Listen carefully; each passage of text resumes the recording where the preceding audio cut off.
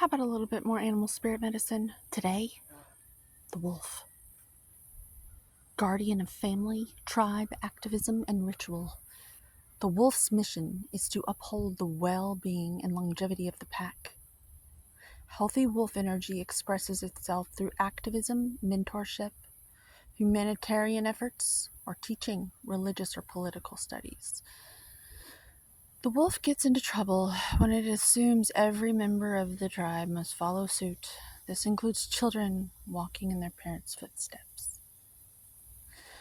Although it is surely uncomfortable at first, practicing tolerance, even with them big, sharp fangs, that's a true balancing act when you've got them big old teeth and you could rip everybody to shreds and you remain stoic.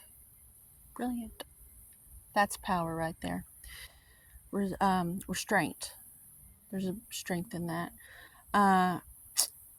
So tolerance helps balance out agitated wolf energy. It's the antidote.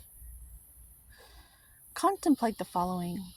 Embrace all, exclude none, which I disagree with. I say healthy boundaries, choose wisely, see everything.